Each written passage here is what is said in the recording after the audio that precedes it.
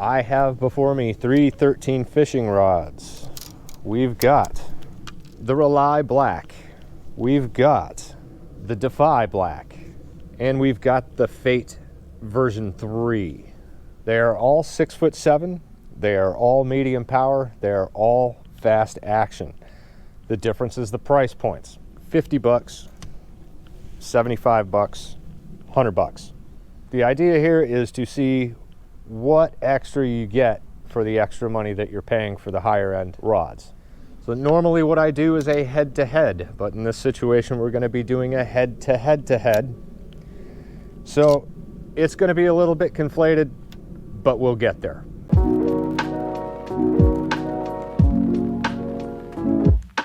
All right, let's start out with the Rely Black, $50 retail. The blank is 24-ton PGV graphite, which apparently has become a bad word because 13 Fishing has made it a point to put on their website that it is Japanese PGV as opposed to Russian PGV. I guess PGV is pretty common in Russia. And PGV is polylytic graphite.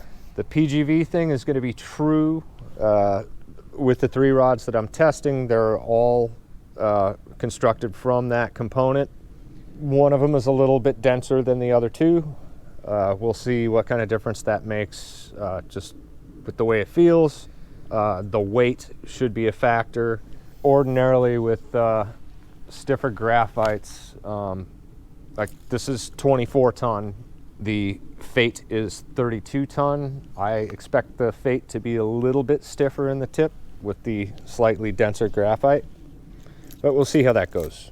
Eyelets, stainless steel. The inserts are what they call alkanite. It's got the snaggletooth hook keeper, which I really don't like. If you've watched my channel for very long, I really don't like it when hook keepers are down here because you're gonna forget that you're baited up and you're gonna put a couple of trebles in your hand. I hate this with Lew's and I absolutely hate this with 13 Fishing. It's got what they call an Evolve seamless reel seat, and I believe it has to do with how that all comes together right there. And a high density Japanese EVA split grip here, which is actually really good looking. I do like it. I like the way that the rod feels in the hand. And that's pretty much all there is to say about it. All the features are the same, no matter which one you get, whether it's a medium, heavy, they're all gonna have the same features. So let's go ahead and get started with this. I'm going to be throwing, just for the record, let's see if I can get my hand out of here, a Whopper Plopper 75. I actually intend to keep one of these rods to throw things like the baby bull shad, which comes in at ½ an ounce. But I wanted to throw top water just so you can see exactly what's going on as we're casting. The other thing, reference reel, it is the Piscifun Carbon XCS. So we're going to do that on all 3 of the rods. Let's give it a shot and see how it goes. All right, this should be fairly close. This is slightly heavier, but yeah, it looks like we're pretty much there. Just take a couple of short casts here. See what's up. All right, cool. I think we're pretty well set up with the reel, so everything should be pretty fair through the testing. I'm going to take that down. I think 1 click. Got to set up a little bit and go from there.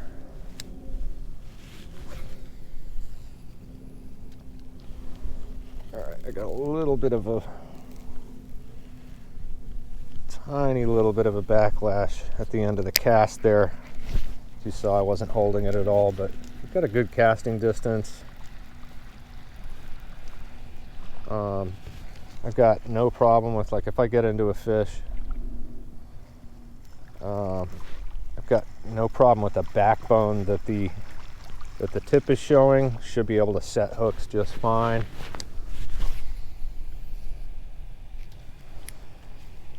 Casting's getting a little better. Wow, this thing needs a little more line.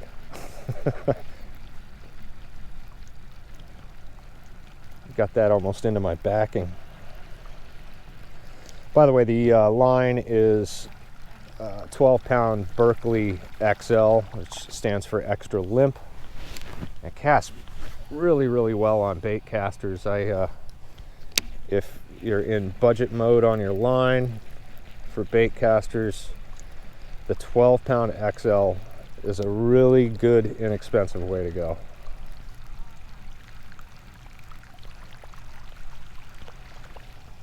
I'll say I'm liking it so far.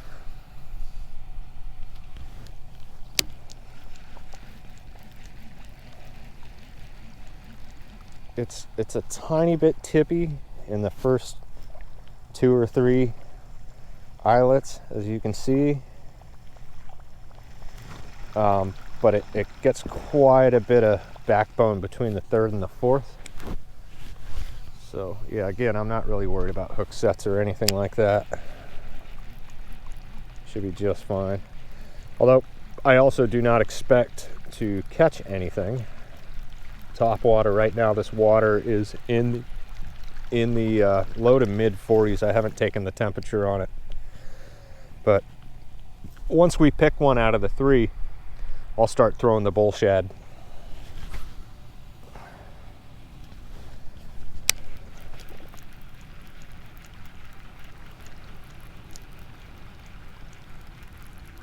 Yeah, good casting. It looks great.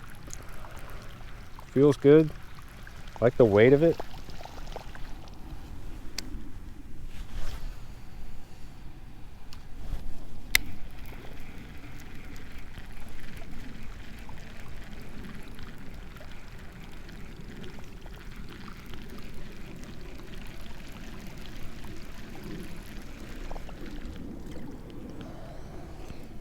Let's move on to the Defy.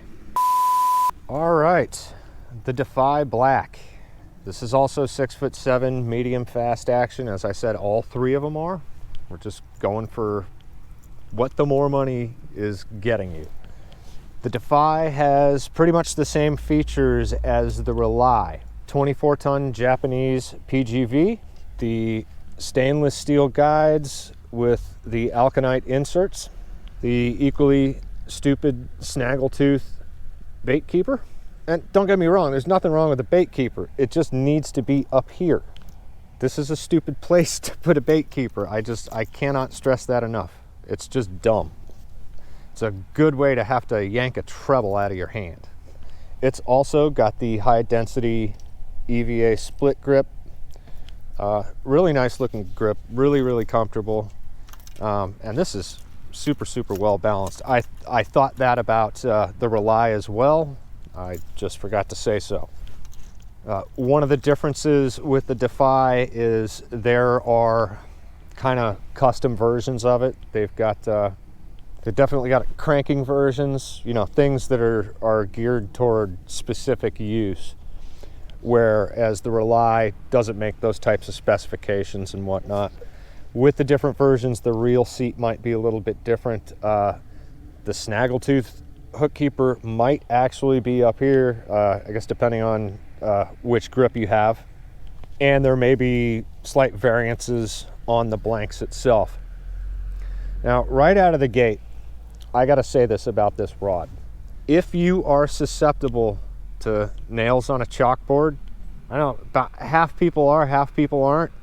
You know, you hear that and it just, you goosebump up and this blank is really weird. Through here it's totally smooth. Here it's pretty smooth too, but once you get up into this section, as I run my hand up this blank, I'm not kidding, it's like nails on a chalkboard, just the way that it feels. I absolutely hate that. But if it doesn't bother you, this rod won't bother you. Anyway, let's check it out, take some casts, see what's up. All right, a couple shorties to start it off.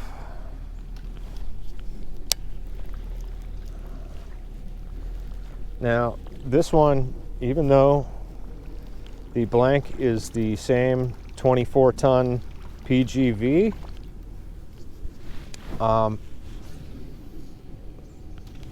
the tip's a bit faster than on the Rely. You'll probably be able to see that. It's just the first couple of eyelets that are real active, and then it's got quite a bit of backbone through the third and fourth again, but it just seems like it's a little bit heavier than the Rely. It casts very nicely.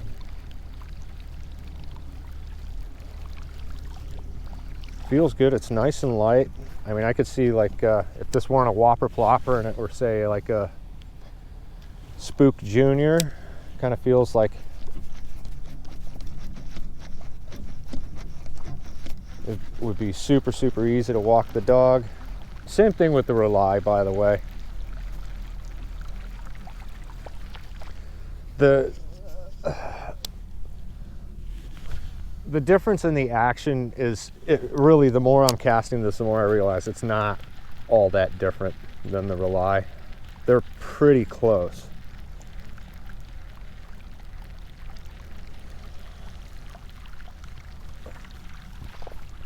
So at this point, I can already pretty much tell you that if I had a choice between the Defy and the Rely, I would go with the Rely. A, it's cheaper. B, it doesn't feel like nails on a chalkboard.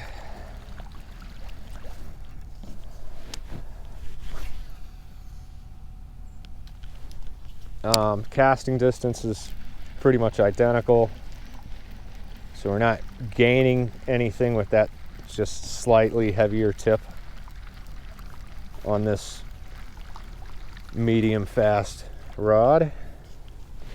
And it casts really well. I like it, other than those couple of things.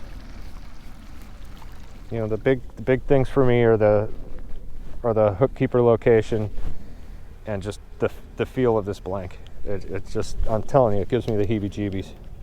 So yeah, this would be a definite no for me.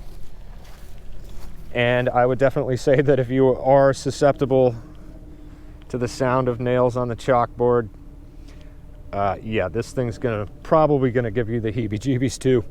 All right, let's get on to our last contender, the Fate V3. Gonna mount up the reel and go through it. All right, we've got the Fate version 3 or V3. I'm not sure that it's version 3. It's V3 though, for sure. And look at this. Look at where the bait keeper is. Interestingly enough, that is not true on all the versions of the Fate. The reason that it's here apparently is because it's got a short handle. Some of the versions of this rod apparently have a longer handle, and they still put the hook keeper, bait keeper over here. On this one, it's in the right place, and I don't have to worry about going to the hospital. So, winner out of the gate. One thing that I noticed, and I don't have this stuff written down, the weights of these rods. This actually is slightly noticeably heavier, which kind of surprises me, because unlike the Defy and the Rely, instead of using 24-ton PGV graphite, this uses 32-ton. I expected it to be a little lighter, but on the other hand, it is a little denser, so maybe my logic on that is a little bit flawed. All right, stainless steel guides, zirconia inserts. It's apparently the upgrade here, but one of the weird things about this is, man, those eyelets are really, really small. I I don't know if you guys are aware of this, but these polarized sunglasses are also bifocals, and I totally needed the bifocals to get this thing strung up. Yeah, they're really, really small. It's not a big deal, but just an observation. And as I'm looking at this thing, it actually says that it's 36 ton, not 32 like I just said, so PGV 36 ton graphite. It has what they call the Evolve Soft Touch grip. This is not EVA, this is a different compound, and they're right, it's a soft touch. It doesn't feel plasticky, it feels, I don't know, almost kind of rubbery, a little bit. It's got good grip on it. It's comfortable. No complaints there. Everything else appears to be more or less the same. So let's get the casting on it and see if we see a big difference, say between, you know, the 24 ton versions and this 36 ton version. I just out of the gate, the tip seems like it's just a little bit faster. And let's give it some casts, see how it goes.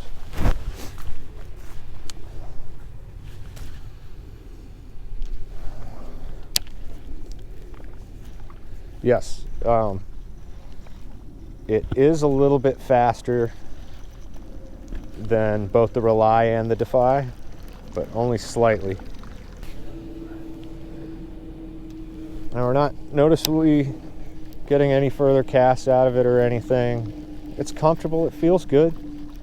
I've got no complaints about it. But at this point, I'm wondering whether it's worth $50 more or double the price than the Rely. Now, and I'm getting used to how this is casting, I might be able to get another 10 or 15 feet out of this, but I think that has more to do with the bait than anything else. Yeah, no, I mean, it casts really well, feels good, no complaints. And the only complaint for me compared to the other two is the price tag. But I do like where the hook keeper's at. Just remember that depending on the one, you got to pay attention to what you're getting if you do get this guy, because some of them, it's going to be back here. And the difference is whether or not it is what they call a short handle. Now, one of my other observations, and this is just purely aesthetic, the guides and the way that they're installed, you can see the glue, you can see the wraps. It almost looks like an afterthought. It's not the greatest. It's just not the greatest presentation on what would otherwise be an extremely sexy rod. It just, I don't know, it just looks kind of weird. Like you take that and compare it to, say,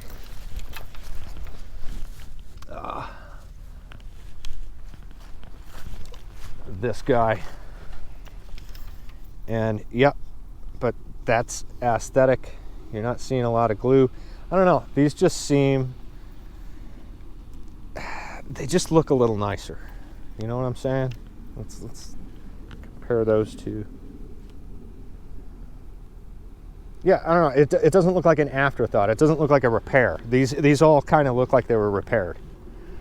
So I'm not a huge fan of that, but as long as it doesn't make a difference to performance, it's nothing to be concerned about. But so because of the nails on the chalkboard factor, I'd have to choose between one of these two. And I can tell you right now that as far as I am concerned, I don't think that this is a double the price jump.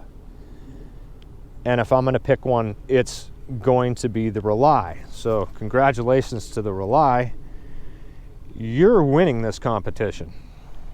Now, folks, if you've been watching the channel for a little while, you know that one of the big focuses for me on this channel is getting the most bang out of your buck for the gear. So the Rely wins here. The $50 rod performs basically the same as the $100 rod. So it gets a prize for winning, and that is a shiny new white Piscifun Carbon XCS, and look how pretty that is. Nice. So I'm gonna throw a baby bull shad on this guy and see if we can actually catch a couple fish. All right, folks, I threw a couple dozen casts. Again, I didn't expect to get anything in mid 40-degree water with such an aggressive tactic. But I really like it. And one of the things that can be said, particularly about the combo together, with the 13 Fishing Rely and the Piscifun Carbon XCS, this is essentially a $100 combo. And this is a $100 combo that's gonna give you years and years and years of enjoyment. And you're always gonna feel like you're using much more expensive gear. It's just super, super high quality stuff for the price, both of them. Again, the one thing I don't like about this setup is the location of the hook keeper, but I've got a solution for that, and I'm gonna be going over that in the next video, so keep an eye out for that. Thanks for watching, folks, and we will see you on the next one.